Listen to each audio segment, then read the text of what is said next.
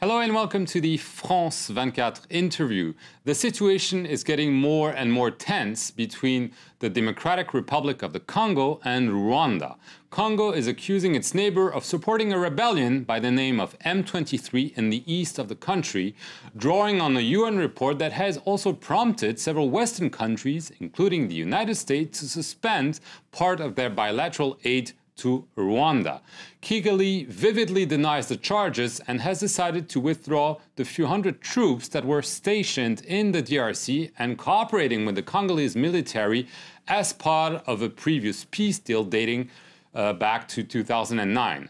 However, Congo claims that this withdrawal proves that Rwanda has indeed been fostering instability on its territory and wants international sanctions against top Rwandan official.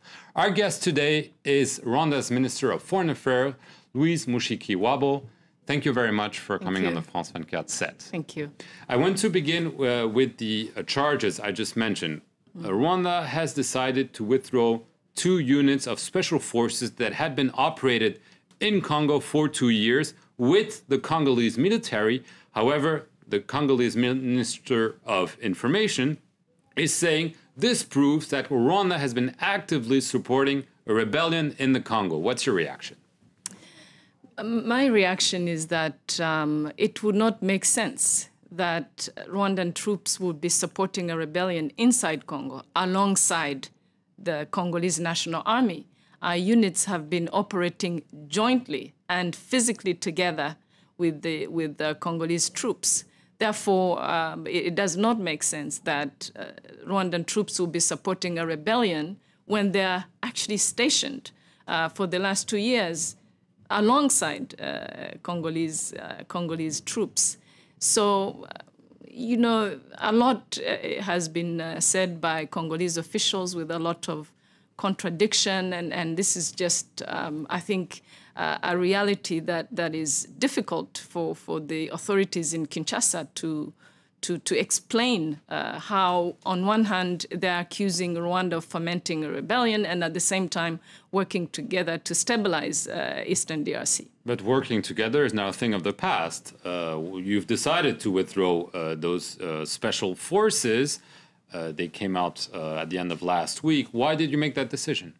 I think for good reason. One is that the situation on the ground is unstable. These are troops that are in an area where there is a rebellion, so it's not the best conditions on the ground. But also we find Rwanda finds the bad faith and the lack of should I say good neighborly attitude very difficult for our troops to remain there. So we have decided to bring them home for the moment. As I said, Congo is also demanding international sanctions against top Rwandan official, including the chief of the army staff, including the minister of defense. What's your response? My response is that Congo needs a diversion from their own difficulties. The Rwandan officials that are named by Congo for sanctions, this is preposterous. These are the same people the Congolese have asked, and this is on the record at the beginning of the crisis, to help them find a way of pacifying the discontent troops. They have done so. Congo then turned around and said that these officials were trying to get people to defect. It's chaos. But why did you're saying, okay, when there was a rebellion by troops who were disgruntled in the east of the country, they've called for help. Mm-hmm. And then they've turned around you and accused you of fomenting trouble. Why did this happen? I think because Congo has very serious issues, particularly with its army. And also, and this is quite serious, Kinshasa has gotten in a mood of playing the victim. And it's nothing is ever the responsibility of Congo. And the international community has a big role to play in this. You know, when there is trouble in Congo, it's either Rwanda or Congo Brazzaville or Angola or Uganda. I mean, this has to end.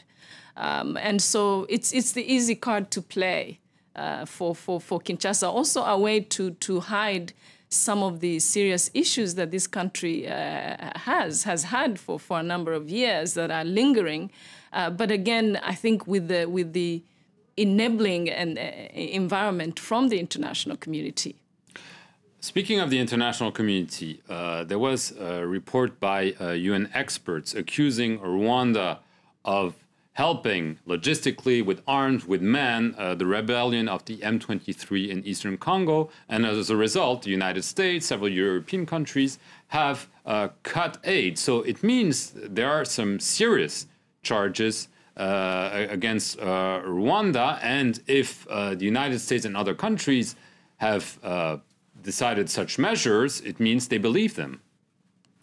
The report by the United Nations group of so-called experts is a baseless report. It is the product of a certain way of thinking about Rwanda and the history of Rwanda and the Eastern DRC. It's as simple as that, which is why we have disputed this report, which is why we had last week time to brief the Security Council. We have provided a very comprehensive rebuttal, a written rebuttal for every single allegation. And we continue to say that this report is a fabrication. It cannot be the basis for any country to take any decision concerning Rwanda. So maybe there are additional information that the United States, other countries have about your involvement in DRC that pushed them to take that decision. Well, then the countries should say so. If there is any other reason than the report, then that should be stated as such. One cannot take any decision on the report that we have seen that contains so much nonsense. But if there is any other basis, then the countries taking decisions should bring up that basis, bring up that information. Rwanda has nothing to hide. It should not be any taboo to say we have this information and we look at it. But you haven't seen it. We haven't seen it. Britain has decided to resume aid with Rwanda.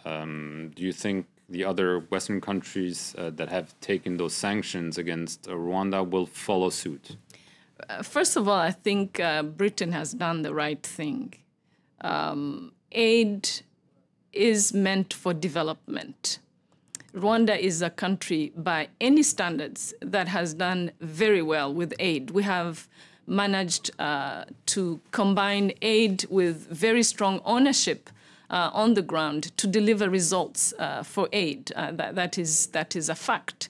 So disturbance of the aid process really would not make any sense in this case. You can imagine every time donor countries are not happy with recipients for any reason to be able to suspend aid. So I think that was not the right decision. But I also think Britain has realized that despite the accusations, despite the bad faith of our neighbor, the DRC, Rwanda has remained very engaged in finding a solution. Rwanda will be and continues to be part of the solution. So really punishing Rwandans, ordinary citizens, and asking Rwanda to be part of the solution would not make sense either. You think the United States will do like Britain just did? I hope so. I hope so. Just speaking of the solution, there is more or less a ceasefire now on the ground, and there is a project to send a so-called neutral military force to monitor the border between Rwanda and Congo. Is this something that you would accept? Because I've read that some Rwandan senior officials think this might not be happening. Well, first of all, Rwanda is part of a regional effort, the larger Great Lakes framework, which is the right framework to support the DRC. But the solution really has to come from Kinshasa. Whatever Kinshasa wants that makes sense for the region, that is going to be sustainable, Rwanda would be part of it, as the other 8 neighbors of the DRC.